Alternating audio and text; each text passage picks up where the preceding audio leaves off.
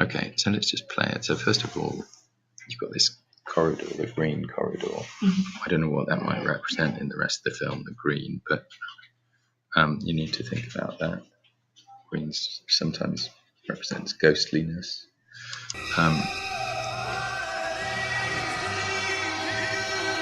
You've got that music from the record player. I don't know if that's significant. And it's about I watched something and it was like the music is made by someone whose wife died in a fire. Right, so say something about that and what that means to the audience. Also, there's that kind of high string noise going, which gives you sort of suspense. And the cut here is to a close-up, showing that he's asleep, but also suggesting that it's transitioning into a dream. Yeah, because you see, well, that's the convention. You see a close-up on someone's face, and then you go into a dream. Okay? Camera slowly closing in on the record player from a high angle, which connotes that there's something important about the record. Okay. Cuts back to the corridor, and now the wife is in the corridor. Jesus, are you ever sober anymore? Killed a lot of people in the war. Holding a bottle, which connotes that he's an alcoholic. Good. Okay, so refers back to storyline. Yeah, and refers back to camera closes in on her, and then it goes to. Could you say shot reverse shot? Yep, shot reverse shot as they're coming down the corridor. Then we have this profile shot, which suggests that they're sort of together but sort of separate as well. And now, I don't know what these are, flakes of ashes or something like that start falling. It's like, I think it's the building burning. Oh, right, okay. Oh, yeah, okay. But it also has a meaning about that there's something wrong in the dream, that something's breaking down. Do you think it has a connotation to show that there's not enough time? You tell me, yeah. Okay. And then we cut to a close-up of her. She's still here. And the shot reverse shot goes to a zoom shot into him to create tension as the camera closes in to his eyes, yeah, which shows the actor's intensity and concern. We say that's an extreme close-up. Not quite, because it doesn't just have his eye, but you could say it zooms into a tight close-up, something like that.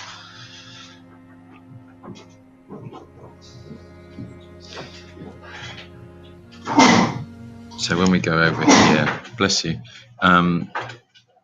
when we go over here, the camera pans to reveal the room.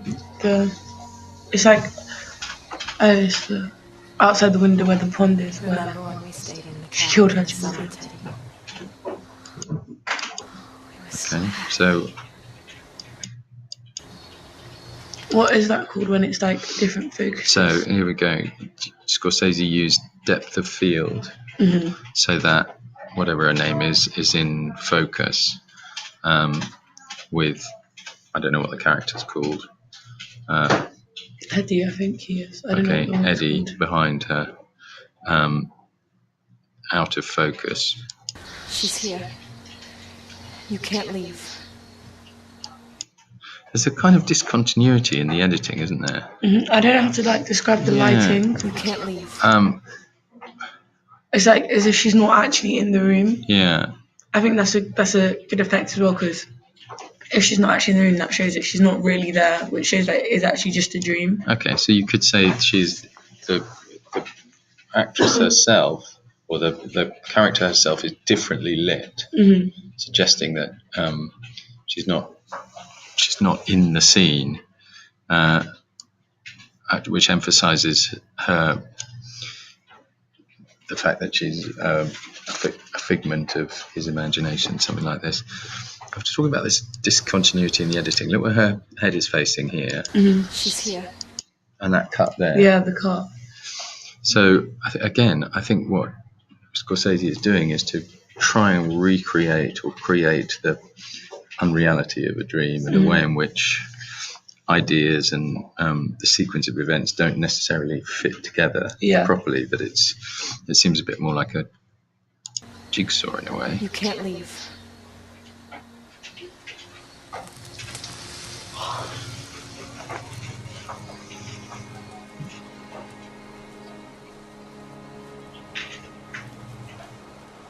Not gonna leave.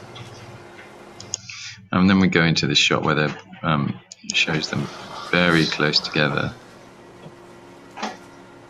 and the camera tilts down to show his hands on her stomach. To me, that looks like something to do with her being pregnant, but I don't know the film. So, and then blood starts to spill out.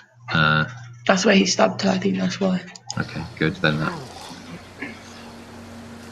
And then the camera closes in slowly on their faces, cuts to parts of the room, the mantelpiece, the table, the lampshade, showing burning the burning house. Yeah, and then an overhead shot suggesting vulnerability if you see someone from up high.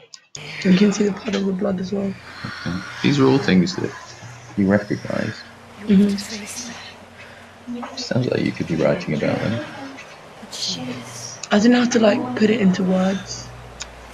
Well, why don't I show you a good example from another film? So we've got zooms going on there.